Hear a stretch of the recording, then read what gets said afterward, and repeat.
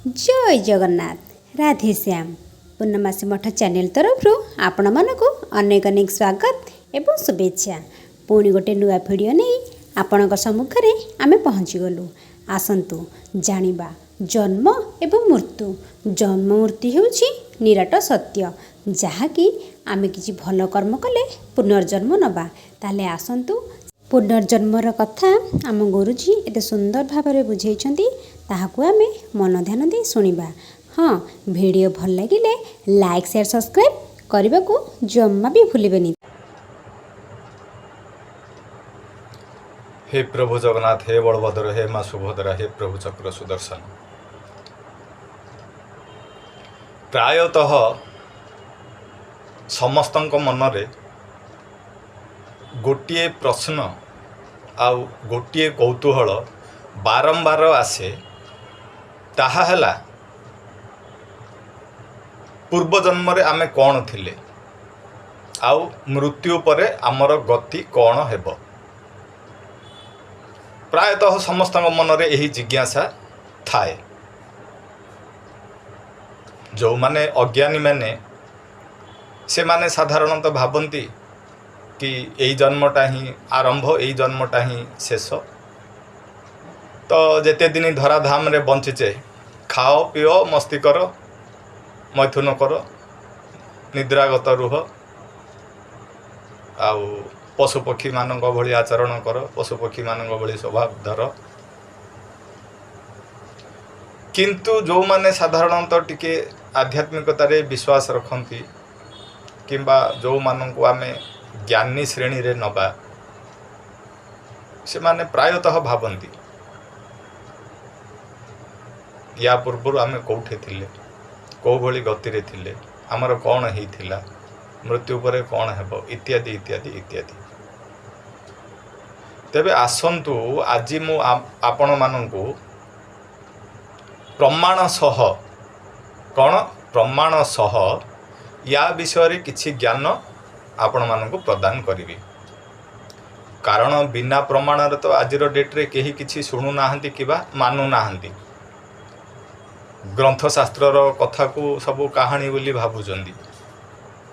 ठीक अछि, ताहले आसंतु आपण मानंको आगरे किछिटा प्रमाण, किछिटा युक्तियुक्त तथ्य आपण आगरे मु आज उपस्थापन करिवि, जा फल रे आपण माने जानि जिवे पूर्व जन्म रे आपणकर कर्म को भलिया थिला, आपणकर इच्छा को भलिया थिला, आउ या परे आपणकर गति कौन हेबो। तेणु समस्त को अनुरोध करुछि, आपण जो वीडियो भी देखंतु ना कहीं, जो वीडियो सुनंतु ना कहीं, संपूर्ण रूपे आरंभ रु शेष जाए देखंतु आउ सुनंतु, नचेत आपणकर किछि कल्याण हेबो नाही। एणु आपण मानक अनुरोध करुछि, आपण माने भी एही गुरुत्वपूर्ण वीडियोटी को अत्यंत सतर्कतार सहित आरंभ रु शेष जाए देखंतु आउ सुनंतु। कारण जो प्रमाण गुड़ाक मु आपणक पाखरे वर्तमान उपस्थापन करिवि, ताहा खोजिबा पई अन्य ग्रंथ शास्त्र रे आपण मानक बहुत कष्ट करने को पड़ो। अति सहजरे से ही ज्ञान मु आपण मानक देउछि। आशा करुच्ची वीडियोटी आपण मानक सुनिश्चित भल लगिबो। आ जदि भल लगुची तेबे जगतर कल्याण पई याकू बहुल मात्रा रे लाइक शेयर आउ सब्सक्राइब करंतु। तो पूर्वजन्म, वर्तमान जन्म आउ परवर्ती जन्म को आधारित करी आपण मानक पाखरे प्रथमे केतेटा उदाहरण मु दउची, जोगुडा कि प्रामाणिक उदाहरण। सेइथिरु आपण माने बहुत किछि बुझी जिवे।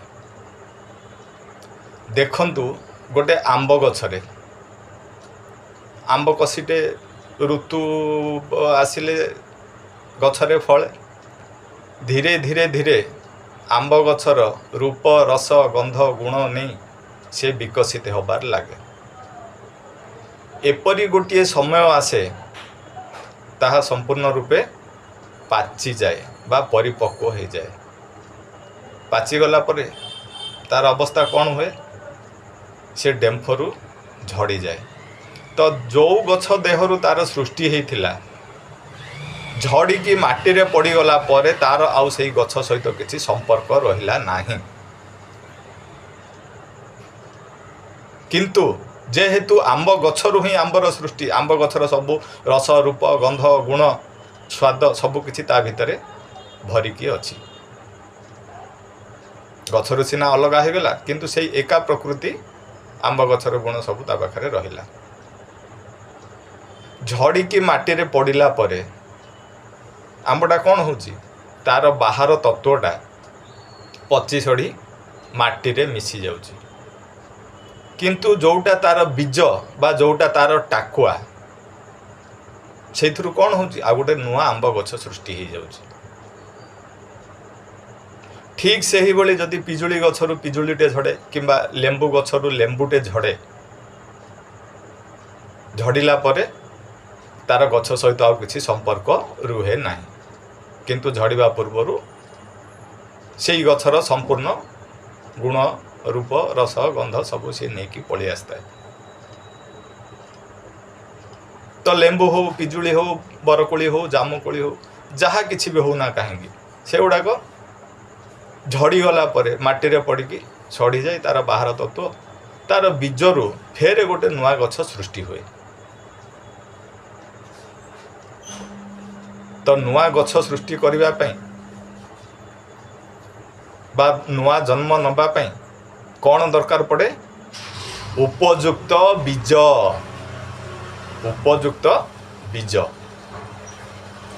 ताहले आमे जदि बारंबार जन्म नौछे, जदि आमको बारंबार शरीर मिलुछि, आमर बीज कोउटा, आमर मंजी कोउटा? आमर बीज आमर मंजी हैला आमर इच्छा बा आमर आसक्ति।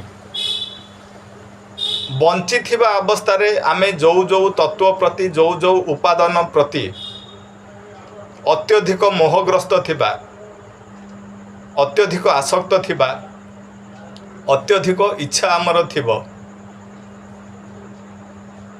मृत्यु परे सेही बीजरू पुणी गजा अंकुरित हबा पई चेष्टा करिबो एवं धीरे धीरे से गजा बड़ होई फेरे गछ हेब। तो आंबर बीज सिना टाकुआ, लेंबूर बीज सिना लेंबू मंजी, पिजुलीर बीज सिना पिजुली मंजी, जो फेर से ही भलिया से ही प्रकृति से ही स्वभाव से ही गुणर अन्य एक गोटे गछ सृष्टि हो जाए। मनीषर बीज है कौन? बंची थिबा अवस्था रे तार इच्छा। मनीषटी जो भाया इच्छा रखि से फेरे ताकू शरीर दरकार पड़िबो। कारण शरीरटा गोटे माध्यम इच्छा पूर्तिर। जदि शरीर न मिलिबो इच्छा पूर्ति होई परिबो नाही। देखंतु आम मनरे किछि गोटे स्वादिष्ट व्यंजन खाइबा को इच्छा होची। इच्छा सिना हैला, पाटी आमर माध्यम हैला, हाथ आमर माध्यम हैला, शरीर आमर माध्यम हैला इच्छाटी को पूरण करिया पे। सेमिति किछि आमको स्मृति मधुर गीत सुनिबा को इच्छा होची। इच्छा सिना होची ताको पूरण करूची के? आमर कान, आमर शरीर। तो खाली इच्छा थिले भी हबनी, इच्छा को कार्यकारी करिया पई गोटे शरीरर माध्यम दरकार। ताहले आमको शरीर केमिति मिलिबो? शरीर मिलिबाटा तो एते सहज नहीं। ए कोन मागणारे शरीरटे मिली जीव ना कोन? से पशु शरीर हो कि पक्षी शरीर हो कि मनीष शरीर हो, शरीर मिलिबाटा एते सहज कथा नहीं। तो एही जन्म रे आमे करिथिबा कर्म हिसाब रे आमको शरीर मिले। आमे जदि उचित कर्म करिथिबा आमको उचित शरीर मिलिबो। आमे जदि अनुचित कर्म करिथिबा आमको निकृष्ट धरणर शरीर मिलिबो। आउ आमे जदि अत्यंत निहाती निकृष्ट धरणर कर्म करिथिबा निंदित घृण्य कर्म करिथिबा आमको शरीर ही मिलिबो नाही। जेमिति कि पोकड़ा मंजीरु गछ सृष्टि हुए नाही सेही भली पोकड़ा कर्मरु बा निंदित कर्मरु शरीर मिले नाही। केवल इच्छाटा ही थिबो जहाँ को आमे प्रेत जोनि बा पिशाच जोनि बोली कहू, भूत लोक बोली कहू, से मानकर कौन इच्छा थाए, चेतना शरीर थाए, सूक्ष्म शरीर थाए, किंतु स्थूल शरीर बा बाह्य शरीर न थाए। प्रत्येक इच्छा को कार्यकारी करने आमर यही स्थूल शरीर यही बाह्य शरीर जहाँ को बायोलॉजिकल बॉडी कह जाउची ताहा निहाती दरकार। एणु भूत प्रेत माने खाइबा को इच्छा थाए किंतु खाई पारंतिनी, कारण खाइबा पई माध्यम होची शरीर जोटा से मानक पाखरे न थाए। सोइबा को इच्छा हुए किंतु से मानक पाखरे शरीर न थाए तो से माने सोई पारंतिनी। किछि गोटे भल कथा सुनिबा को इच्छा हुए किंतु शुणी पारती नहीं, कारण से मानक पाखरे शरीर न थाए, कान न थाए। यह अत्यंत अत्यंत अत्यंत जंत्रणादायक आउ पीड़ादायक। कारण आपण माने चिंता करंतु आपण को भोक होथिबो किंतु आपण पाखरे खाद्य पदार्थ नथिबो, आपण को को भलिया लागिवो। आपण को निद लागुथिबो किंतु आराम करिया पे विश्राम करिया पे आपण पाखरे सुजोग नथिबो, आपण केमिति लागुथिबो। एक्जाक्टली सही भलिया ही भूत जोनि प्रेत जोनि, भूत लोक प्रेत लोक पिशाच लोक। तो इच्छा को कार्यकारी करिबा पई शरीर केते गुरुत्वपूर्ण एथुरु आपण माने बुझी गले ना। तो आमे जदि उचित कर्म करिबा हमको उचित शरीर मिलिबो। केवल मंजीरु गजा बाहरी की गछ हुए नाही। मंजीटा गछ हेबा पई ताकू अनेक गुड़िए उपादान दरकार पड़े, जेमिति कि माटी, पानी, पवन, जल, वायु इत्यादि। ठीक से ही बोली मनीष फेरे मनीष शरीरटे पाइबा पई निजर इच्छा को फेरे पूरण करिबा पई ताकू से भलिया वीर्य, से भलिया गर्भ, से भलिया परिवार, से भलिया परिवेश दरकार। नचेत यही जन्म रे आमे जो जो तत्व उपादान प्रति आसक्त थिबा ताहा आमर साकार हेई पारिबो नाही बिना शरीर रे। आउ गोटे कथा मु आपण मानकु प्रमाण सह बुझाउची, आपण माने आउ टिके अधिका बुझी जिवे। देखंतु वर्षा दिने आपण देखिथिबे गुड़िए खालुआ जगार माछ, कईंच, गेंडा, जिया, पोको इत्यादि इत्यादि शह शह प्रकार प्राणी अस्तित्व रे थांती। कारण माटीटारे जतबेले पानी भर्ती हो जाए ए सब जीव माने सेथिरे विचरण करती। फेर जेतेबेले वर्षा छाड़ी जाए, पानी सुखी जाए, माटीटा फाटिकी आ करी जाए, आउ जो शह शह प्रकार जीव खालरे पानी थिबा समय रे विचरण करथिले सेमानकर आउ कोनोसी सत्ता मिले नाही।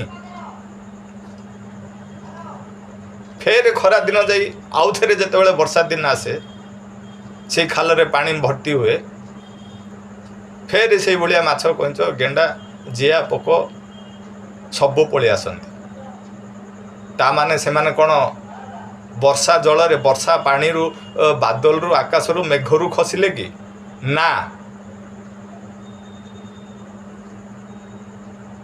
तो वर्षा समय रे जो खालटी छोट गाड़िया रे परिणत हो जाए ସେଇଥିରେ ଯେଉଁ ଜୀବମାନେ ଥାଆନ୍ତି ପାଣି ଶୁଖିଗଲା ପରେ ମାଟି ଟାଙ୍ଗେରା ହେଇଗଲା ପରେ ସେଇଥିରୁ ବହୁତ ଜୀବ, ବହୁତ ଜର୍ମସ୍, ବହୁତ ବ୍ୟାକ୍ଟେରିଆ, ବହୁତ ଭାଇରସ୍ ମାଟି ତଳେ ପୋତି ହେଇକି ଥାଆନ୍ତି। କିଏ ମାଟି ଖାଇ ବଞ୍ଚେ, କିଏ କେବଳ ପବନ ଖାଇ ବଞ୍ଚେ, କିଏ ନିଜ ଶରୀରର ଚର୍ବି ଖାଇ ବଞ୍ଚେ। ଯିଏ ଯେଉଁଭଳି ସୁପ୍ତ ଅବସ୍ଥାରେ ଥାଆନ୍ତି ସେମାନଙ୍କର ମୃତ୍ୟୁ ହୋଇନଥାଏ, ସୁପ୍ତ ଅବସ୍ଥାରେ ଥାଆନ୍ତି ସମସ୍ତେ। ଯେତେବେଳେ ଫେରେ ବର୍ଷା ପାଣି ପଡ଼ିଯାଏ, ଖାଲ ଭର୍ତ୍ତି ହେଇଯାଏ, ସେସବୁ ଜାଗ୍ରତ ହେଇଯାଆନ୍ତି। ଏହା ଅନବରତ ଚାଲିଥାଏ। ଠିକ୍ ସେହିଭଳି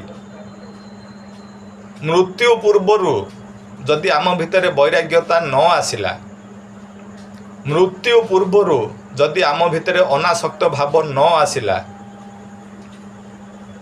ମୃତ୍ୟୁ ପୂର୍ବରୁ ଆମେ ଯଦି ଆମର ସବୁ ଇଚ୍ଛାକୁ ନ ମାରିପାରିଲେ, ତାହେଲେ ଫେରେ ଆମକୁ ଗୋଟେ ଜନ୍ମ ନେବାକୁ ପଡ଼ିବ। କାରଣ ଆମର ଇଚ୍ଛା ହିଁ ଆମର ମଞ୍ଜି, ଯେଉଁଟା ସମୟ ଅନୁସାରେ ଅଙ୍କୁରିତ ହେବ। ତାକୁ ଉପଯୁକ୍ତ ବୀର୍ୟ, ଗର୍ଭ, ପରିବାର, ପରିବେଶ ମିଳିଗଲେ ସେ ଫେର ଅଙ୍କୁରିତ ହେବ। ଆଉ ସେସବୁ ପରିବେଶ ପାଇଁ ବୋଲିକି କର୍ମ ବି ସଠିକ୍ ଆଉ ଉଚିତ ହେଇଥିବା ଦରକାର। ଦେଖନ୍ତୁ, ୟା ଉପରେ ମୁଁ ଆପଣଙ୍କୁ ଆଉ ଗୋଟିଏ ପ୍ରମାଣ, ଆଉ ଗୋଟିଏ ଉଦାହରଣ ଦେଉଛି। ଜଣେ ଧନ ପ୍ରତି ଖୁବ୍ ଆସକ୍ତ, ଖୁବ୍ ଆସକ୍ତ, ଖୁବ୍ ଆସକ୍ତ। ତ ନିର୍ଦ୍ଦିଷ୍ଟ ସମୟ ଆସିଲେ ତ ମୃତ୍ୟୁ ସୁନିଶ୍ଚିତ।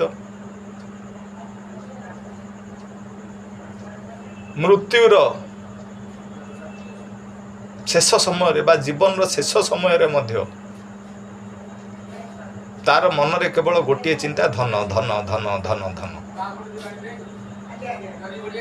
ତ ଏଇ ଇଚ୍ଛାଟା, ଏଇ ଆସକ୍ତିଟା ତାର ମଞ୍ଜି ହେଇ ରହିଗଲା। ଶରୀରଟା ସିନା ତାର ନଷ୍ଟ ହୋଇଗଲା, ଶରୀରଟା ତ ବାହାର ଉପାଦାନ, ବାହାର ତତ୍ତ୍ୱ।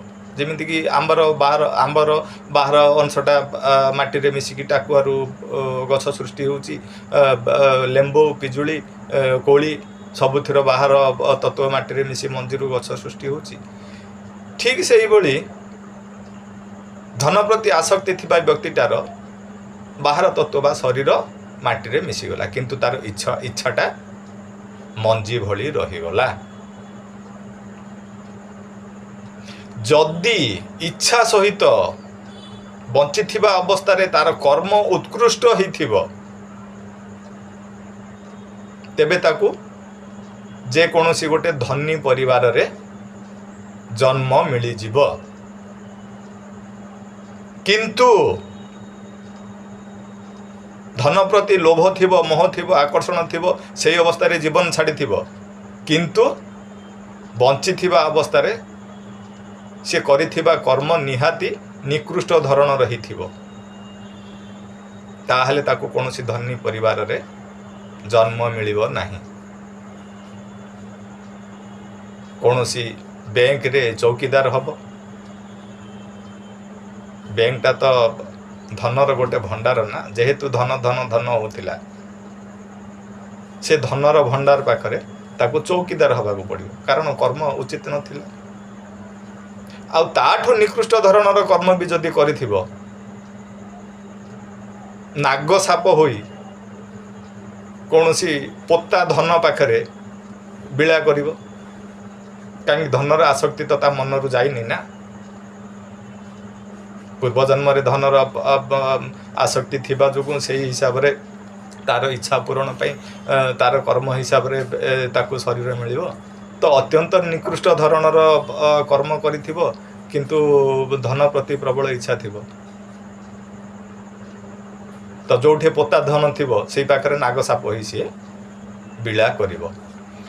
ତ ନିଜର ଇଚ୍ଛା ସହିତ ନିଜର କର୍ମ ବି ଯଦି ଉତ୍କୃଷ୍ଟ ରହିବ, ଆଉ ବଞ୍ଚିଥିବା ଅବସ୍ଥାରେ ଯେଉଁ ତତ୍ତ୍ୱ, ଯେଉଁ ଉପାଦାନ, ଯେଉଁ ଜିନିଷ ଦ୍ରବ୍ୟ ସମ୍ପର୍କ ପ୍ରତି ତାର ଆସକ୍ତି, ମୋହ, ଆକର୍ଷଣ ଥିବ, କିନ୍ତୁ କର୍ମ ଅତ୍ୟନ୍ତ ନିକୃଷ୍ଟ ଆଉ ନିମ୍ନମାନର ଘୃଣ୍ୟ କର୍ମ କରିଥିବ, तेबे ताकू टोटाली शरीर मिलिबो नाही, ताकू शरीर मिलिबो नाही। शरीरटे पाई बोलिकी ताकू लक्ष लक्ष वर्ष, कोटि कोटि वर्ष, शह शह वर्ष, हजार हजार वर्ष अपेक्षा करने को पड़ो निजर इच्छा पूरण करने। कारण आगु तो मुझे कहीदे इच्छा पूरण करने बोलिकी शरीर गोटे मध्यम,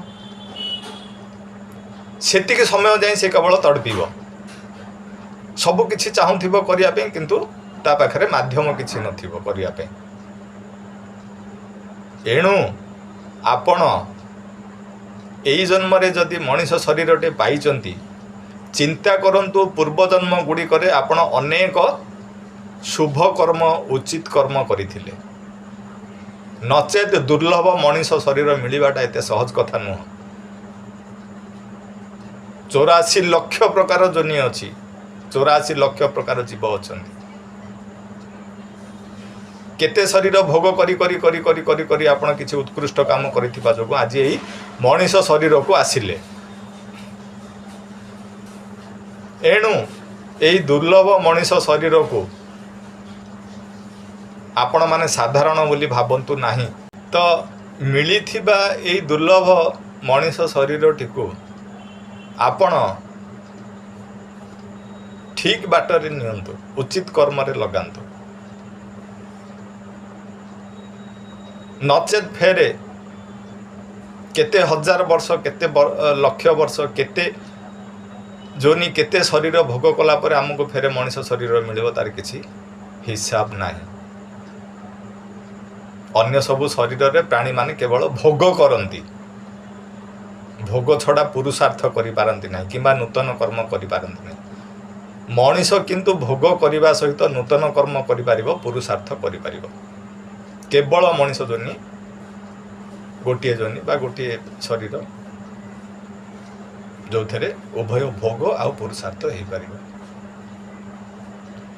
एणु प्रथम कथा, जदि आपण मानंकु आउ शरीर दरकार नाही, जदि आपण मानंकु आउ जन्म दरकार नाही, तेबे मृत्यु पूर्वरु आपण अनासक्त हो जातु, आपण इच्छा रहित हो जातु, आपण उचित कर्म करंतु, आपण को जन्म ही नबा को पड़िबो नाही। आ सेटा ही मोक्ष बा मुक्ति आड़ को आत्मा को नहीं जाए। आम शरीर रे तीनिटा तत्व अछि, स्थूल शरीर, सूक्ष्म शरीर आउ आत्मा। जन्म हवा सहज कथा नुह, जन्म कष्ट बहुत बहुत बहुत जंत्रणादायक। मृत्यु कष्ट तो किछि नुह जन्म कष्ट आगे। जेहेतु आमे से सब भूली गले, आमे ता उपरे केबे विचार करूना। तो जन्म हेला बेले कष्ट, गर्भरे थिला बेले कष्ट, जन्म हेला परे कष्ट, मृत्यु हेले कष्ट, मृत्यु परे कष्ट। एते सब कष्ट आमर कौन आवश्यक? आमे तो सही परमात्मार अंश ना, आमे तो सही परम पितांकर अंश ना, आमे तो सही भगवानकर अंश ना। तो आमे कौन पाई मोक्ष चिंता न करिबा, आमे कौन पाई मुक्ति चिंता न करिबा? आ एथिपाई हिमालय जिबा किछि आवश्यक नहीं। एथिपाई गूढ़ साधनार किछि आवश्यकता नहीं। केवल धीरे धीरे धीरे धीरे आपण अनासक्त भाव को निजर अभ्यास रे परिणत करंतु। आगरू जहाँ हो जाइथिला बाकी जेतिकी निश्वास अच्छी से सब को आपण उचित कर्म रे लगांतु। मृत्यु पूर्व जदि आपण मन रे कौनसी मोह, इच्छा, आसक्ति, माया नथिबो, आपण को मुक्ति मिल जिवो। मुक्ति किसी बड़ कथा नहीं, गोटे झटकार गोटे सेकेंड रे बंची थाऊ थाऊ ही मुक्ति मिल जाए। लोक मोक्ष प्राप्ति हो जाती। जमीती कि जनक राजा बंची थिबा अवस्था ही मोक्ष प्राप्ति हो जाइथिले, मुक्ति प्राप्ति हो जाइथिले। ସେଥିପାଇଁ ତ ତାଙ୍କୁ ରାଜର୍ଷିରୁ ମହର୍ଷି କରାହେଇଗଲା, ଜନକ ରାଜାରୁ ଜନକ ମହର୍ଷି କରାହେଇଗଲା। ତାଙ୍କ ଶରୀର ସିନା ରାଜକାର୍ଯ୍ୟ ତୁଲଉଥିଲା, କିନ୍ତୁ ତାଙ୍କର ଭାବନାରେ ଆଉ କୌଣସି ଇଚ୍ଛା ନଥିଲା, କୌଣସି ବିକାର ନଥିଲା। ତ ଏସବୁ ହଠାତ୍ ହେଇଯିବନି, ଆପଣଙ୍କୁ ଏସବୁ ଅଭ୍ୟାସ କରିବାକୁ ପଡ଼ିବ। ତ ଧୀରେ ଧୀରେ ଧୀରେ ଧୀରେ ଆପଣମାନେ ଏସବୁ ଅଭ୍ୟାସ କରନ୍ତୁ। ନିଜର ଇଚ୍ଛା, ଲୋଭ, ମୋହ, ମାୟା, କ୍ରୋଧ, ଅହଙ୍କାର ଏସବୁକୁ ଧୀରେ ଧୀରେ ଧୀରେ ଧୀରେ କମାନ୍ତୁ। ଦେଖିବେ ମୃତ୍ୟୁ ପୂର୍ବରୁ ଆପଣ ବିଲକୁଲ ଶୂନ ହେଇଯାଇଥିବେ। ଆପଣଙ୍କର ତ ଇଚ୍ଛା ନାହିଁ, ମଞ୍ଜି ତ ନାହିଁ, ଆଉ ଗଛ ସୃଷ୍ଟି ହେବ କୁଆଡ଼ୁ? ମଞ୍ଜି ଥିଲେ ସିନା ଗଛ ସୃଷ୍ଟି ହେବ, ମଞ୍ଜି ନଥିଲେ ଆଉ ଗଛ କୁଆଡ଼ୁ ସୃଷ୍ଟି ହେବ? ଆପଣଙ୍କର ତ ଇଚ୍ଛା କିଛି ନଥିବ, ଫେର ଆପଣଙ୍କୁ ଜନ୍ମ କ'ଣ ପାଇଁ ନେବାକୁ ପଡ଼ିବ? ବୁଝିପାରୁଛନ୍ତି ତ? ଏତେ ବଡ଼ ପୃଥିବୀରେ ପ୍ରତ୍ୟେକ ଜାଗାରେ ଦୈନନ୍ଦିନ କିଛି ନା କିଛି ଅଘଟଣ, ଦୁର୍ଘଟଣା, ପ୍ରାକୃତିକ ଦୁର୍ବିପାକ ଇତ୍ୟାଦି ଘଟୁଛି, ଯାହାଫଳରେ ହଜାର ହଜାର ହଜାର ହଜାର ଲୋକ ନିତ୍ୟ ପ୍ରତିଦିନ ମୃତ୍ୟୁ ମୁଖରେ ପଡ଼ୁଛନ୍ତି। ତ ଯଦି ପ୍ରତ୍ୟେକ ଦିନ ହଜାର ହଜାର ଲୋକ ମୃତ୍ୟୁ ମୁଖରେ ପଡ଼ୁଛନ୍ତି, ତାହେଲେ କ'ଣ ସମସ୍ତଙ୍କୁ ସାଙ୍ଗେ ସାଙ୍ଗେ ଶରୀର ମିଳିଯାଉଛି? ନା, ଏହା ସମ୍ଭବ ନୁହଁ, ଏହା କେବେ ହେଇପାରିବ ନାହିଁ। ତାର ଗୋଟିଏ ପ୍ରମାଣ ମୁଁ ଆପଣଙ୍କୁ ଦେଉଛି। ଆପଣ 8ଟା କୁଣ୍ଡରେ 8ଟା ଶିମ୍ବ ମଞ୍ଜି ପୋତିବେ। କ'ଣ ସବୁ ଶିବ ମଞ୍ଜିରୁ ଏକା ସମୟରେ ଗଜା ବାହାରିବ? ନା ଗଜା ବାହାରିଲେ ବି କ'ଣ ସବୁ ମଞ୍ଜି ଏକା ଭଳିଆ ଚାରା ହେବେ, ଏକା ଭଳିଆ ଗଛ ହେବେ? ଏହା ତ ଅସମ୍ଭବ। 8ଟା ମଞ୍ଜି କିଏ କେତେବେଳେ କେଉଁ ସମୟରେ ଅଙ୍କୁରିତ ହେବ, ଫେରେ ଚାରା ହେବ, ଫେରେ ବଡ଼ ଗଛ ହେବ। ସେଇଟା ମଞ୍ଜିର ଗୁଣବତ୍ତା, ଜଳବାୟୁ, ପାଣିପାଗ, ମାଟିର ଉର୍ବରତା ଇତ୍ୟାଦି ଉପରେ ନିର୍ଭର କରେ। ଠିକ୍ ସେହିପରି ଇଚ୍ଛାଯୁକ୍ତ ହୋଇ ଯଦି ଜଣେ ମୃତ୍ୟୁବରଣ କରେ, କର୍ମ ଉପଯୁକ୍ତ କରିନଥିବ, ତାହେଲେ ଶରୀରଟେ ପାଇବା ପାଇଁ ତାକୁ ଅପେକ୍ଷା କରିବାକୁ ପଡ଼ିବ। କେବଳ ମଞ୍ଜି ଥିଲେ କ'ଣ ହେବ? ତାକୁ ଯଦି ମାଟି, ପାଣି, ପବନ ନ ମିଳିବ, ସେ ତ ଗଜା ବାହାରିବନି, ସେ ଗଛ ହେବନି। ତ ଆପଣ ଭାବନ୍ତୁନି ସମସ୍ତଙ୍କୁ ଏକା ସାଙ୍ଗରେ ଗତି ମୁକ୍ତି ମିଳିଯାଉଛି, ସମସ୍ତଙ୍କୁ ଏକା ସାଙ୍ଗରେ ଶରୀର ମିଳିଯାଉଛି।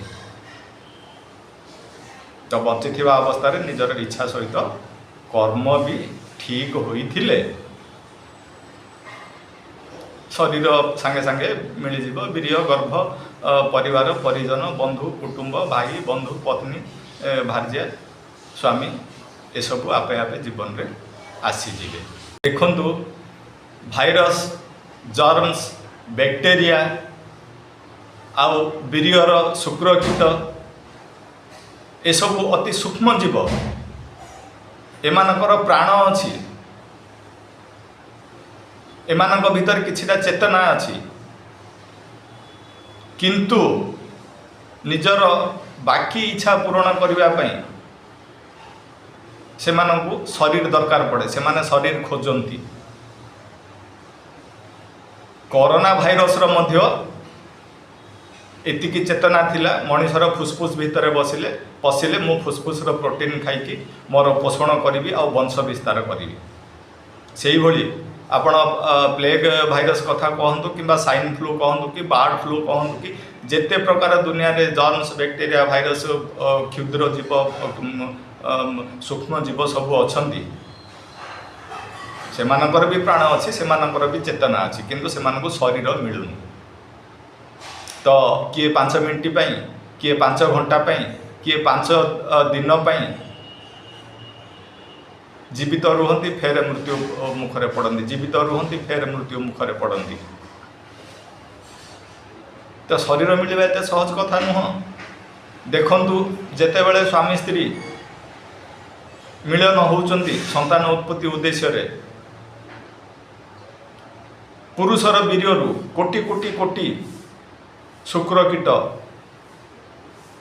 निर्गत होती स्खलित होती किंतु ता भितरु केवल गोटे किंबा दुईटी कीटाणु ही स्त्रीर गर्भाशय भितर को प्रवेश करे जाफल ताकू शरीर मिल जाए बाकी गुड़ाक मरी जाती से ही अहर्निशी कोटि कोटि कोटि क्षुद्र जीव कीटाणु जीवाणु सूक्ष्म जीव इत्यादि प्राण पाती चेतना पाती किंतु शरीर मिले